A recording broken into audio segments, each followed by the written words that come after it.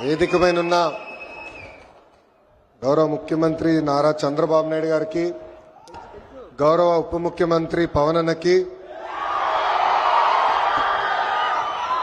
BJP రాష్ట్ర అధ్యక్షులు మాధవ్ గారికి, రవాణా శాఖ మార్చులు రాంప్రసాద్ రెడ్డి గారికి, సత్యకుమార్ యాదవ్ గారికి, వేదికమైన ఎమ్మెల్యేలు ఎంపీలకి, ప్రత్యేకంగా ఈ సమావేశానికి విచ్చేసిన మా ఆటో డ్రైవర్లందరికీ పేరు పేరున నా హృదయపూర్వక నమస్కారాలు. ఇంట్లో ఎన్ని ఇబ్బందులున్నా ఎవరైనా ఆటో ఎక్కితే నవ్వుతూ పలకరిస్తారు మా ఆటో డ్రైవర్లు. గ్రామ స్థాయి నుంచి దేశ రాజకీయాలంతా కూడా ఆటో డ్రైవర్లే ఆటోలో చర్చిస్తారు. పోయిన 5 సంవత్సరాలు చూసాం. మీ మౌత్ పబ్లిసిటీ దెబ్బకి వైనాట్ 175 కాస్త వైనాట్ 11 అయినాయి. విశ్వవిఖ్యాత నట సార్వభౌమ స్వర్గశ్రీ నందమూరి తారక రామారావు గారు కూడా డ్రైవర్ గా నటించిన సినిమా డ్రైవర్ రాముడు. మీ అందరి బాలయ్య నా ఒక్కడికే ముద్దల మావయ్య అయినా బాలయ్య బాబు గారు డ్రైవర్ గా నటించిన సినిమా లారీ డ్రైవర్. అంతేకాదు పవన్ అన్న కూడా నటించారు, డ్రైవర్ గా నటించారు. ఆ సినిమా పేరేంటి ఇంపడట్లా, అత్తారింటికి దారేది. ఆనాడు అన్న ఎన్టీఆర్ కాకి డ్రెస్ వేసుకుని రాష్ట్రం మొత్తం చైతన్య రథం పైన వెళ్తే ఢిల్లీ మొత్తం గడగడలాడించిన వ్యక్తి.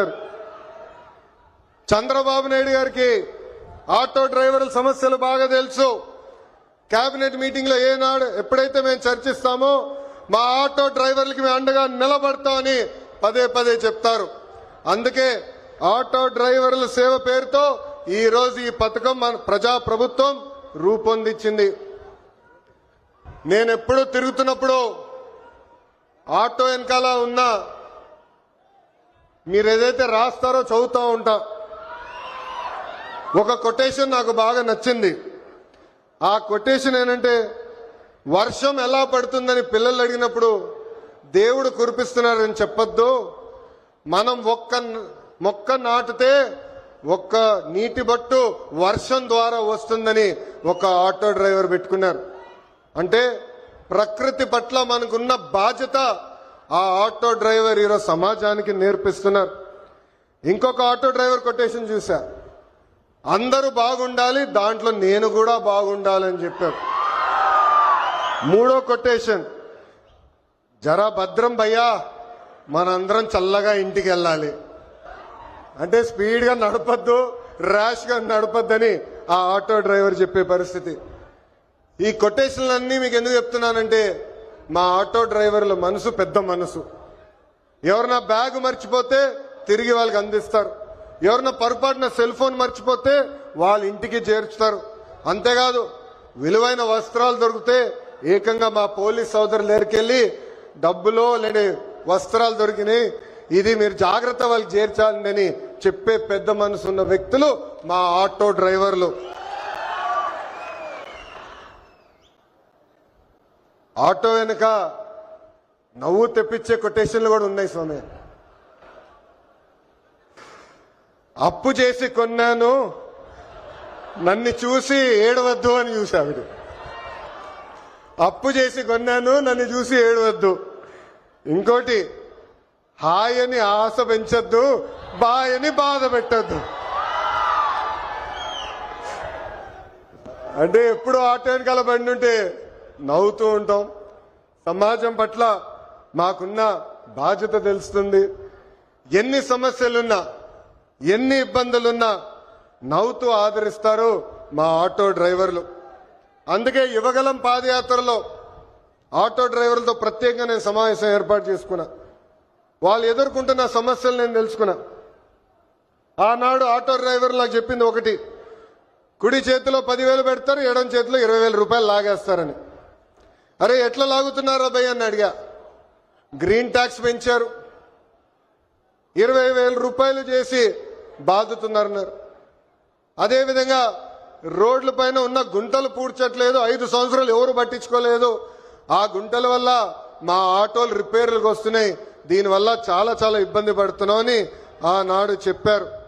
అందుకే మీ ఆదరణతో 94% సీట్లు ఈరోజు ప్రజాప్రభుత్వం కైవసం చేసుకుంది. మన ప్రభుత్వం అధికారంలోకి వచ్చిన వెంటనే గ్రీన్ ట్యాక్స్ ని ఏకంగా 3,000 రూపాయలకి తగ్గిస్తాం జరిగింది. అంతేకాదు పవన్ అన్న నాయకత్వంలో సుమారుగా 2,000 కోట్ల రూపాయలు ఖర్చు పెట్టి గుంటలంతా కూడా మనం పూడ్చడం జరిగింది. ఈ రోజు ఎక్కడ లేని విధంగా కొత్త రోడ్లు కూడా మన ప్రభుత్వం వేస్తున్నాం. అంతేకాకుండా ఆటో స్టాండ్లు ఏర్పాటు చేయాలి, మీకు అక్కడ తాగునీరు అందజేయాలి. ప్రత్యేకంగా మహిళలు ఆటోలు తోలుతున్నప్పుడు వాళ్ళకి కావాల్సిన టాయిలెట్లు కూడా అక్కడ ఏర్పాటు చేయాలి. ఎలక్ట్రిక్ ఆటోలు మీకు అందిస్తమే కాదు, ఛార్జింగ్ పాయింట్ కూడా ఏర్పాటు చేయాలని ఆనాడు మాకు చెప్తాం జరిగింది. ఇది చేసే బాధ్యత కూటమి ప్రభుత్వం తీసుకుంటుందని ఈ సభాముఖంగా ప్రజలందరికీ నేను తెలియజేస్తున్నాం. నేను యువగలం పాదయాత్ర చేసినప్పుడు మహిళల్ని కించపరిచే విధంగా ఆనాడు రోజా గారు మాట్లాడారు. మా తెలుగు మహిళ చీరలు గాజులు ఆమెకి ఇచ్చేదానికి వెళ్ళినప్పుడు వెళ్ళిన ఆటోని ఆనాటి పోలీస్ సోదరులు సీజ్ చేశారు.